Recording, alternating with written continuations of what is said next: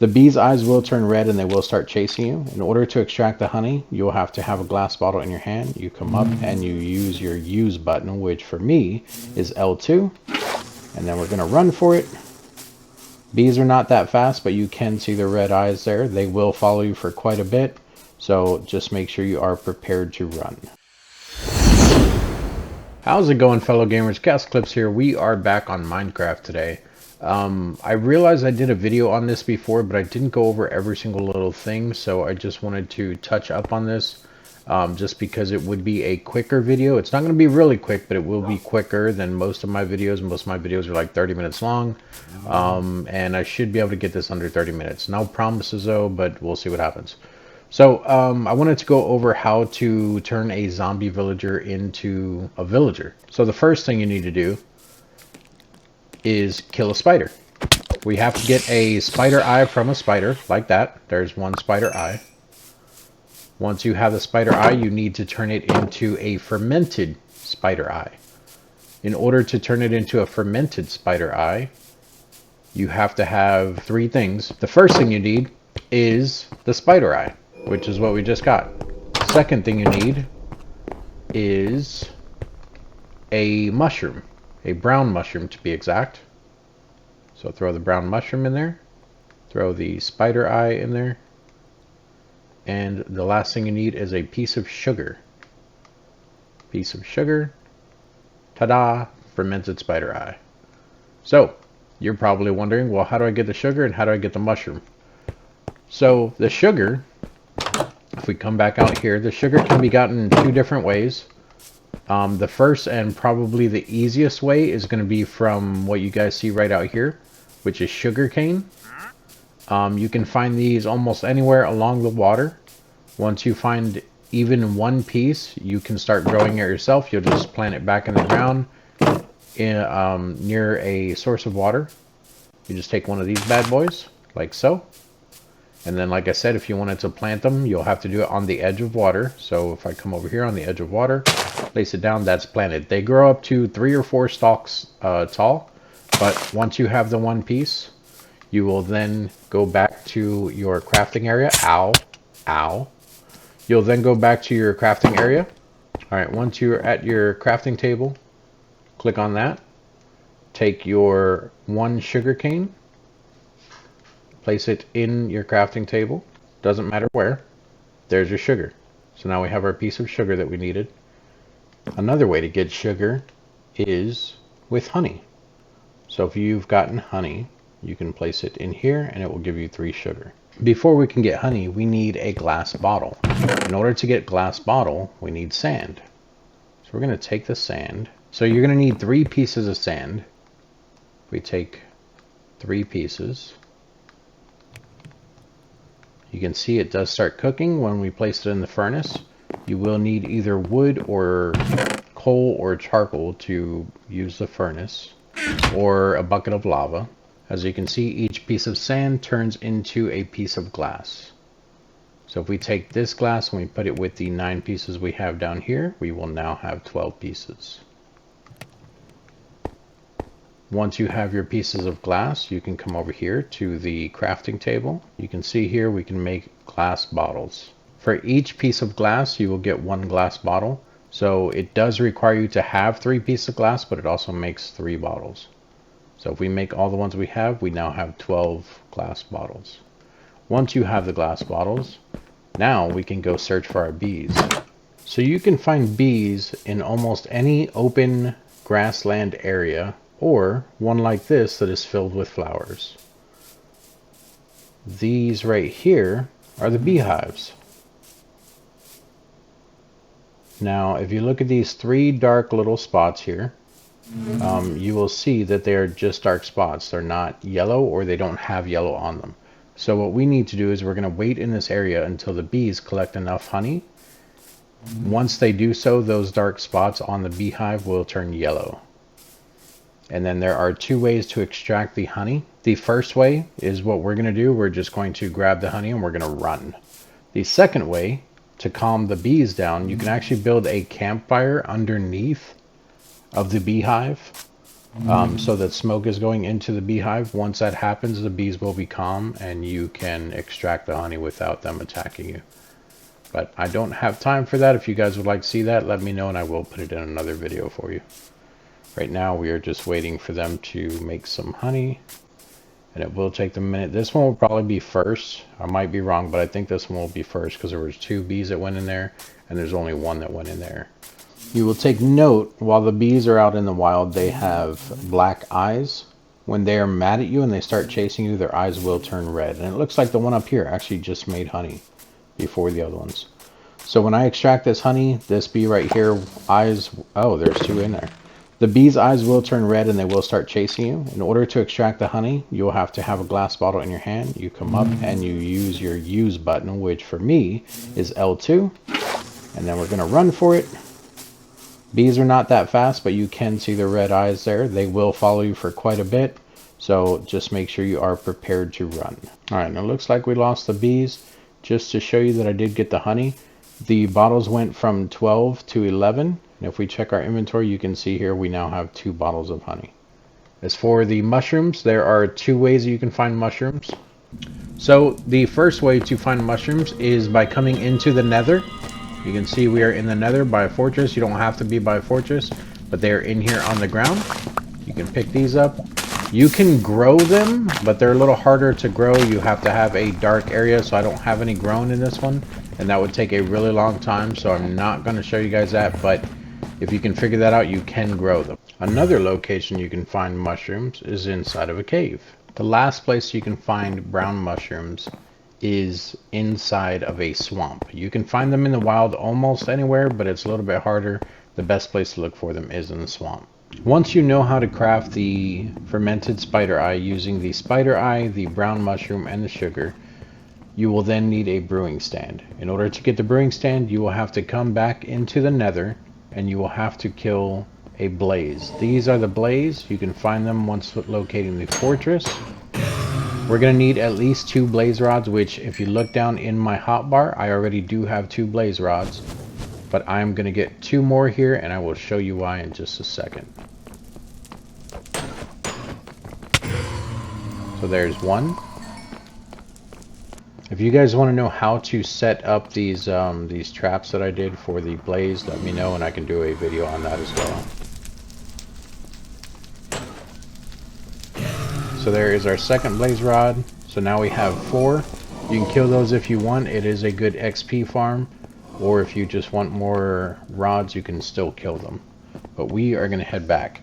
So the whole reason that you need at least 2 blaze rods is because 1 blaze rod is going to be used to make the brewing stand.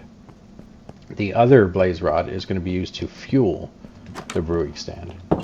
I'll show you when we get there. So once you have your 2 blaze rods, like I said, I have 4, but you only need 2. So I'll show you this. I'll put 2 over here. We'll leave 2 here, and we're only going to use 2 of them. So if we place 1 of them into the crafting table, it will give you 2 blaze powder. This blaze powder is what's going to be used to fuel the brewing stand. So we're going to take that. I'm going to place that right there. And then we're also going to need 3 cobblestone.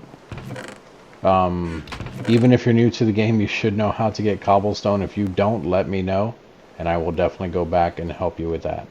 But then you'll come back over to the crafting table, and obviously if you guys need help with crafting a crafting table, let me know that too, and I will help you. We will place 3 cobblestone in here, so 1 here, 1 there, 1 there, and 1 blaze rod up top. Right there. There is your brewing stand.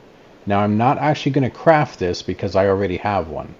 So I'm actually going to keep these items for myself down here. In fact, I'll actually turn it into more blaze powder.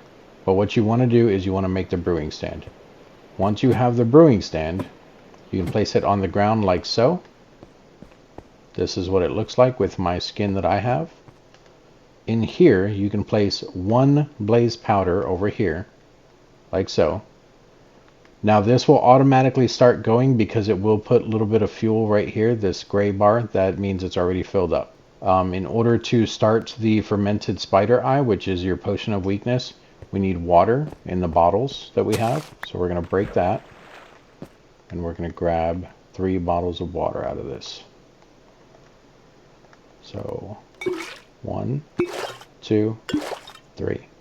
You can see I have 3 bottles of water. Place the lily pad back down. So we already have our fermented spider eye in there. We have fuel in it.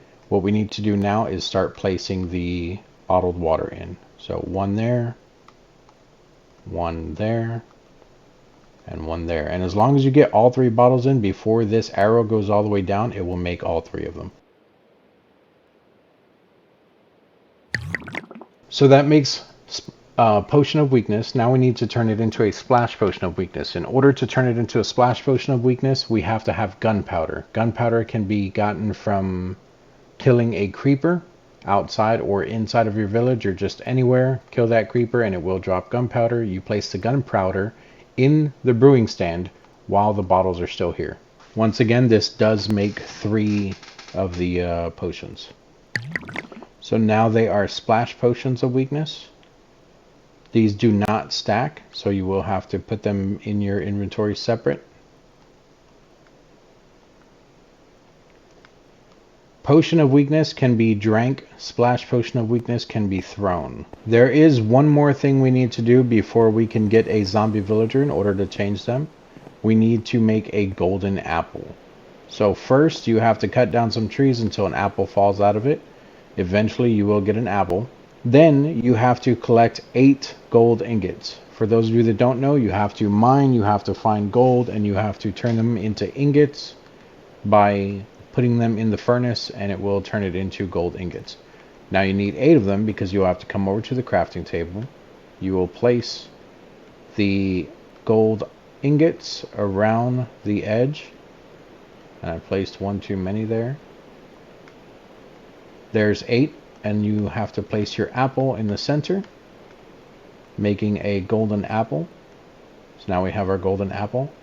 The only thing that we need is 1 splash potion. We made 3 because we can make 3 bottles at one time. You don't need the other 2 at this point in time. So what we're going to do is we're going to come down here. We're going to throw the other 2 in here.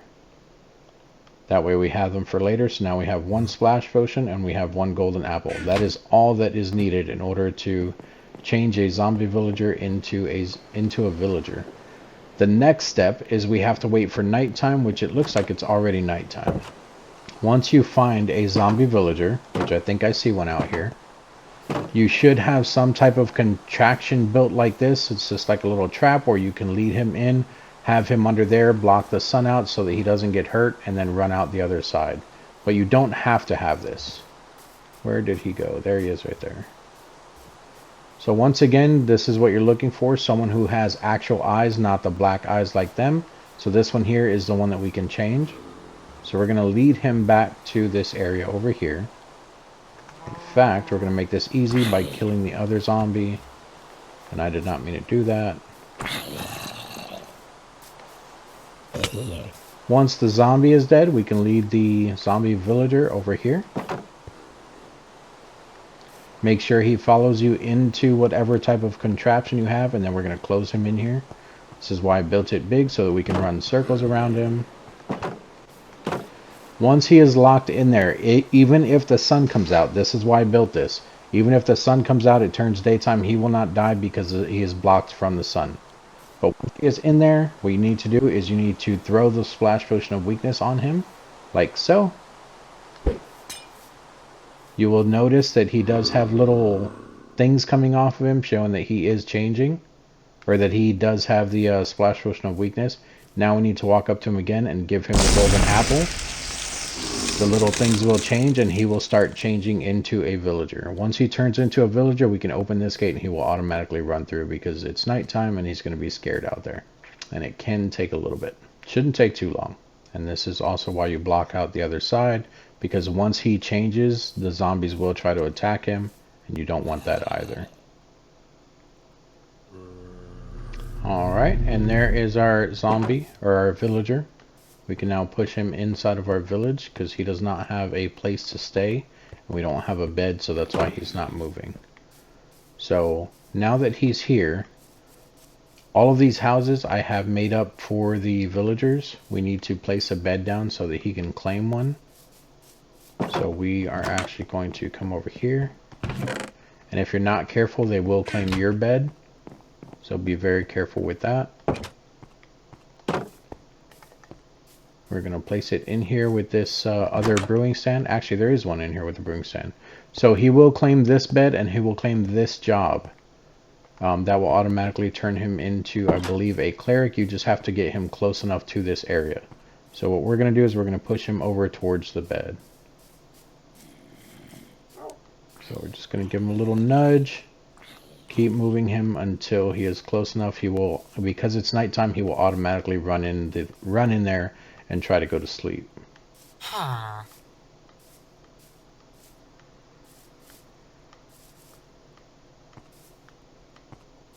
There we go. He already accepted the job. That's why his clothes change. And now he's trying to figure out how to get to his bed. I think he just claimed the bed, which is interesting because he's not sleeping in it. Go inside your house, little man. Is it because you're around the corner and you don't know where to go? There you go. There we go. He's sleeping in his bed. We can go sleep in our bed, turn it into daytime.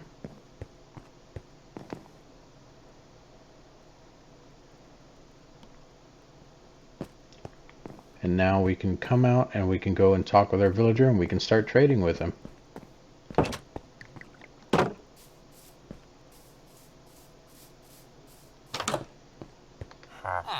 As you can see, he is a level 1 cleric.